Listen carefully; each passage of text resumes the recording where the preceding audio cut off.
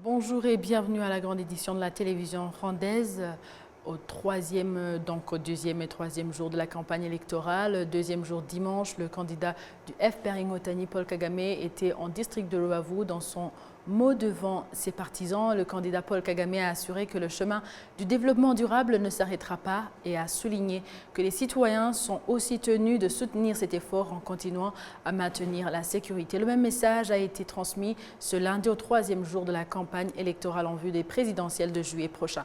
Patrick Nilidandi nous fait le point. Les couleurs et logos du FPR Inkotanyi étaient bel et bien évidentes ce dimanche sur le terrain de Gissa et sur les collines environnantes du district de Rubavu. La foule a attendu joyeusement en chantant diverses chansons des campagnes interprétées par des artistes rwandais jusqu'à ce qu'elle accueille le président du parti et candidat à la présidentielle. C'est vers 11h du matin que le président sortant, Paul Kagame, porte-drapeau du FPR Inkotanyi, est arrivé sur le lieu. Après avoir fait le tour pour saluer ses partisans, il s'est adressé à ces derniers en leur remerciant pour leur soutien lors des élections à venir. Comme vous le savez, dans le passé, les vaches ont été éradiquées au Rwanda, mais les FPR les a ramenées et nous les avons offertes toutes. Quand on reçoit un tel cadeau, il faut le rendre. Il n'y a pas si longtemps, le président sortant, candidat du FPR, Paul Kagame, avait rendu visite aux populations locales en vue de les réconforter suite aux intempéries qui avaient touché la région avec la rivière Sebeya et les catastrophes humanitaires qui avaient endeuillé cette partie du pays. Cette nouvelle visite du candidat Kagame leur a donné l'occasion de lui témoigner leur reconnaissance et exprimer leur gratitude. C'était une situation très difficile. Nos propriétés ont été détruites. Cependant, après la visite du président, nos cœurs ont été profondément touchés. Son arrivée nous a apporté aide et soutien et nous lui en sommes vraiment reconnaissants. Le candidat du FPR Inkotanyi, Paul Kagame, a assuré que le chemin du développement durable ne s'arrête pas. Il a souligné que les citoyens sont tenus de soutenir cet effort en continuant à assurer sa propre sécurité. La sécurité est assurée par tous et commence par vous-même en tant que Rwandais. Vous êtes le premier à contribuer beaucoup à cette sécurité, ainsi que d'autres institutions responsables que vous connaissez doivent compter sur vos activités pour qu'il soit possible à tous les Rwandais d'assurer une sécurité totale et donc d'atteindre leurs objectifs dans un environnement sécurisé. Paul Kagame a réitéré que le Rwanda s'engage à maintenir de bonnes relations avec d'autres pays, mais est également prêt à trouver des solutions appropriées aux différends qui pourraient survenir.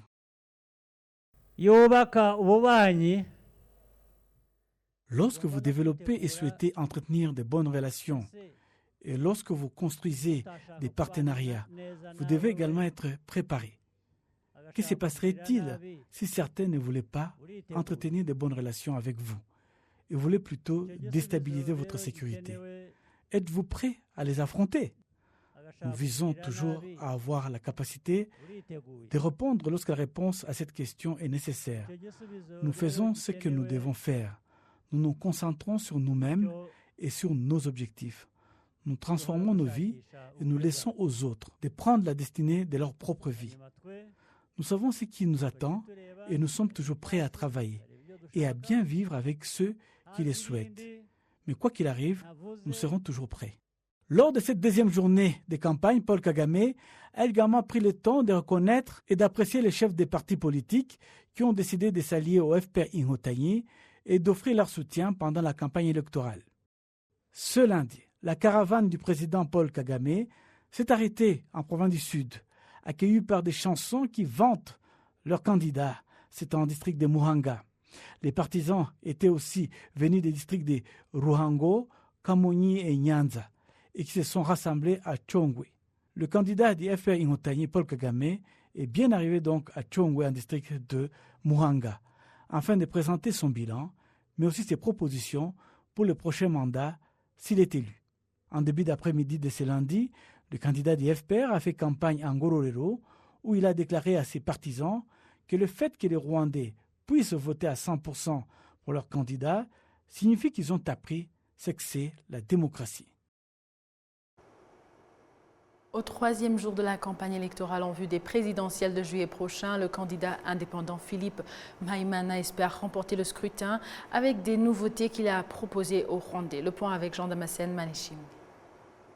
Maïmana, le candidat indépendant à la présidentielle du 15 juillet, est ce lundi au troisième jour de sa campagne électorale.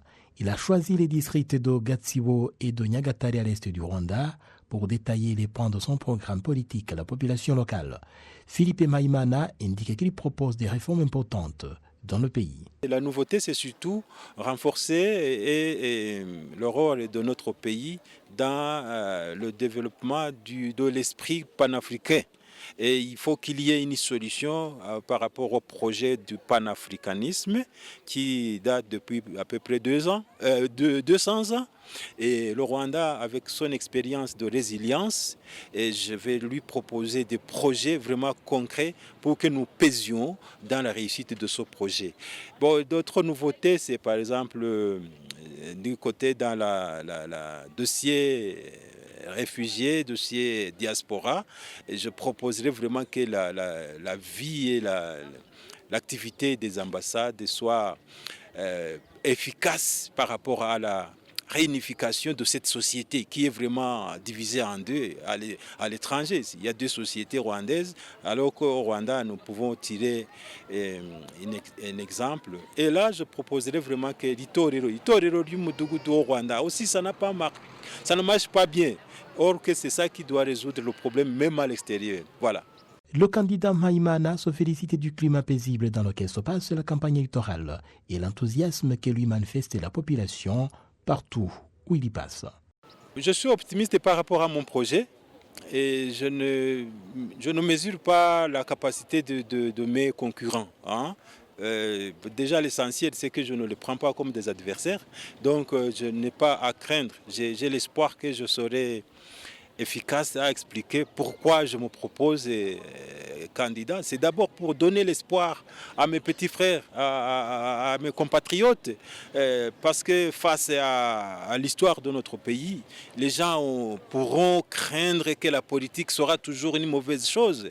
Et il faut que donc je donne l'exemple. Si déjà cela est fait, c'est déjà la réussite.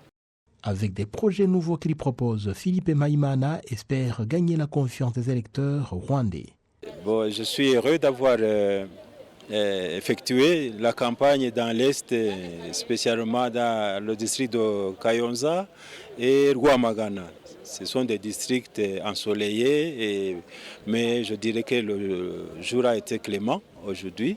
Je remercie aussi les autorités qui sont vraiment présentes.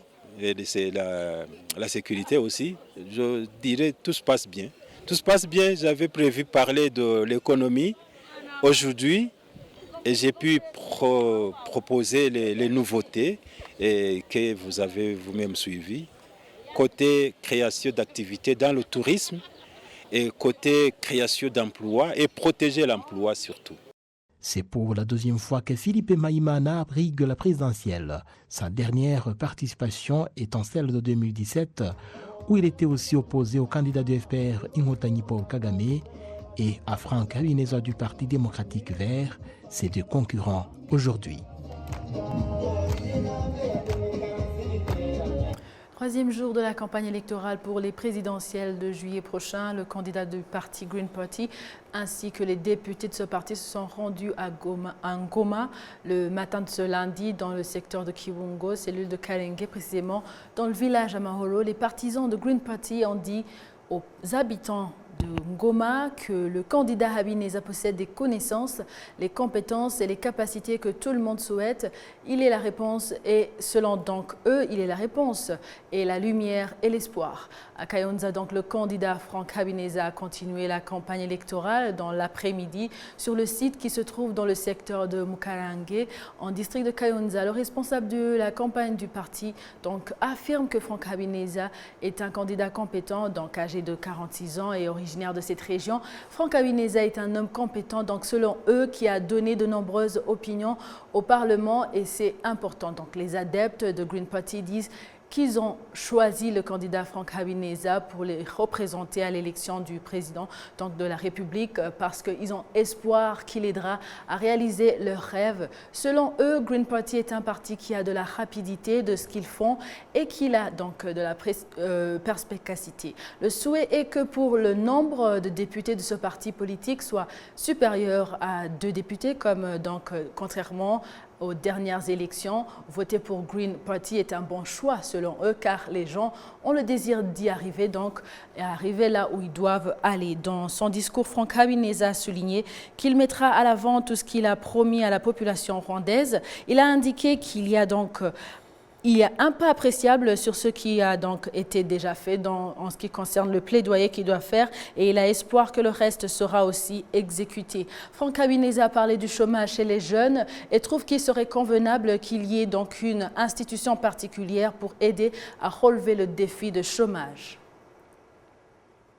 On continue avec l'actualité pour parler des analystes politiques qui estiment que le Rwanda donc se distingue par la particularité des élections paisibles sur le continent africain. Cela intervient à quelques jours des présidentielles et législatives de juillet prochain. Le point avec Jean-Damascène Manchin.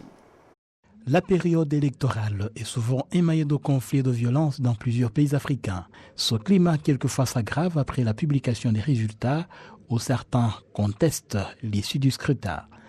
Tel n'est pas le cas au Rwanda, dans ces 30 dernières années où les élections prennent surtout l'ambiance d'une grande fête. Pour l'écrivain français Daniel Lescornet, cette particularité du Rwanda, il y a son histoire particulière, un exemple que plusieurs pays du continent devraient imiter. Je pense qu'il faut, au contraire, que le Rwanda continue à montrer que ce génocide, la façon de surmonter ce génocide, c'est-à-dire toute la phase post-génocide, dont tout le monde dit que c'est un miracle, mais ce n'est pas un miracle, c'est le fait d'hommes et de femmes, c'est le fait d'une politique. C'est trop facile de dire c'est un miracle, et de l'autre côté, il y aurait une main de fer qui ferait que ça ne tient pas la route. C'est évidemment une société avec sa culture entière qui parle à l'universel et qui parle à la communauté internationale. Je pense que c'est pas un modèle, le Rwanda, puisque c'est une situation très singulière, mais c'est un exemple. C'est un exemple. Et je pense que beaucoup de regards africains sont pointés sur le Rwanda de façon positive. C'est ça qu'oublie aussi la communauté occidentale. C'est que les Africains voient le Rwanda comme quelque chose de très positif. Et c'est peut-être cela qui perturbe beaucoup les acteurs. C'est que le Rwanda, encore une fois, ce n'est pas un modèle, mais c'est un exemple. Il n'y a pas de pays qui soit aussi paisible que le Rwanda, y compris à la veille d'une élection présidentielle. En Afrique, ça n'existe pas. Donc, tout cela fait réfléchir la communauté africaine. Et je pense qu'elle doit faire réfléchir la communauté internationale. La Constitution de la République du Rwanda met en avant une forme de démocratie basée sur le dialogue et sur une politique inclusive en vue de favoriser l'unité et la sérénité des Rwandais. L'Agence de développement des entités administratives locales se félicite des résultats enregistrés dans la lutte contre la pauvreté au Rwanda. La directrice générale de cette agence a expliqué donc tout cela dans un entretien qu'elle a accordé à la télévision rwandaise. Suivez. Nous avons enregistré encore une fois des résultats significatifs parce que la famille pouvait recevoir un salaire tout en ayant le temps d'aller s'occuper de la personne qui a besoin de ce type de soins. Nous avons également développé et mis en place les travailleurs sociaux au niveau des villages. Et les travailleurs sociaux, communément appelés par la social workers, c'est des gens qui sont au niveau de chaque village, qui sont auprès des ménages bénéficiant de VUP et qui peuvent donner l'appui nécessaire en termes de conseils, en termes de formation, en termes d'accompagnement pour pouvoir guider les familles afin que ces familles utilisent à bon escient différents appuis qu'ils bénéficient de la part de VUP. Et donc, en diversifiant ces instruments de VUP, en augmentant le budget qui est passé de 1 milliard en 2008 à 67 milliards en 2023-24, nous avons pu couvrir toute l'étendue du pays. Nous avons pu donner à différentes familles la diversification des instruments et nous avons donc pu arriver à plusieurs ménages. Aujourd'hui, quand nous faisons l'observation de ce qui se passe sur le terrain, nous remarquons des résultats très significatifs.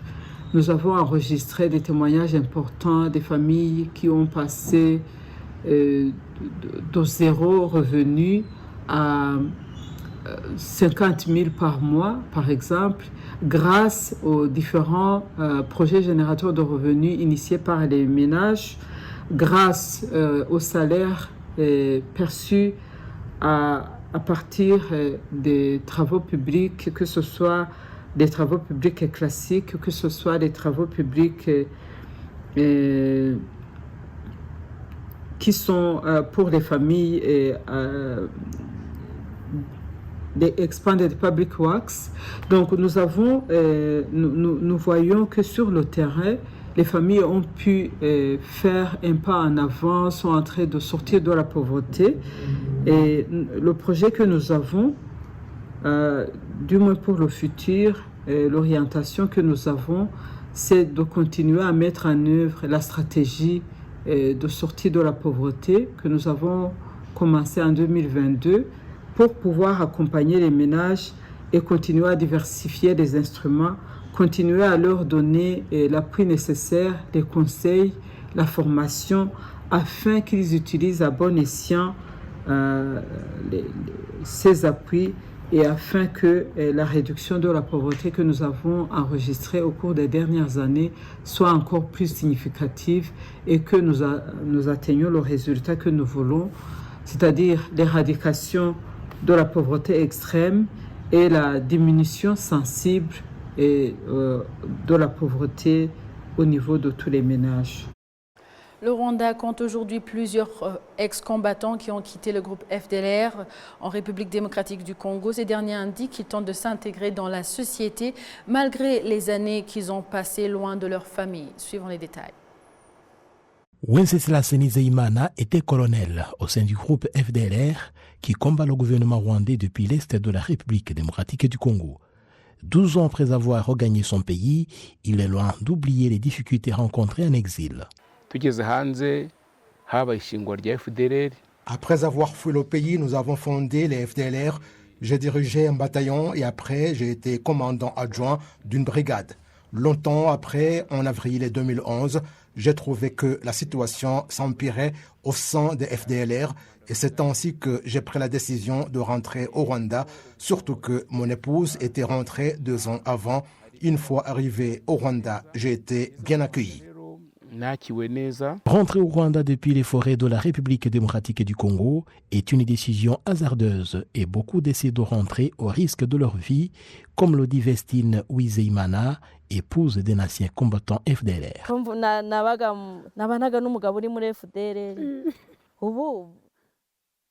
Mon mari était membre des FDLR. En rentrant, j'avais très peur. Je craignais beaucoup pour ma vie, mais l'accueil qui m'a été réservé m'a rassurée. Après une formation de 3 mois, les ex-combattants regagnent la vie civile et certains d'entre eux, comme le colonel Nizeyimana, peuvent avoir la chance de trouver l'emploi comme agent de l'État. L'État a continué à me soutenir. J'ai été envoyé en mission onusienne de maintien de la paix en Centrafrique comme policier onusien. J'ai passé 1 année et demie, ce qui a amélioré ma situation économique. J'ai envoyé mon fils étudier à l'étranger. Il termine sa licence en Chine.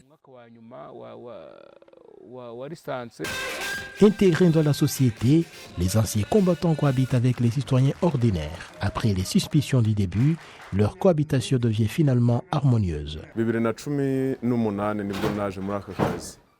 J'ai commencé ce travail en 2018. Nous cohabitons bien. Il m'a aidé à éviter le chômage. Avec ce travail, j'ai pu me construire une maison et j'ai fondé une famille. La présidente de la Commission rwandaise de démobilisation et de réintégration estime que la réintégration des ex-combattants est un long processus. Lorsqu'ils viennent, la majorité d'entre eux sont malades. Et la première des choses qu'on fait après la stabilisation, c'est de leur donner des soins médicaux. Ceux-là qui viennent des forêts de la République démocratique du Congo, et donc qui passent entre les mains de la Commission nationale de démobilisation, ils ont le droit de choisir où aller s'installer. La Commission rwandaise de démobilisation dénombre à présent plus de 12 500 anciens combattants rentrés des forêts de la République démocratique du Congo, dont une centaine de femmes et plus de 200 enfants. Pour aujourd'hui, merci à vous tous qui étaient au rendez-vous d'actualité de la télévision rwandaise. Au nom de toute l'équipe qui a réalisé la grande édition, je vous souhaite de passer une excellente suite du programme de la télévision rwandaise. J'étais avec Amandine Dikumasabo. À la prochaine et d'ici là, portez-vous bien.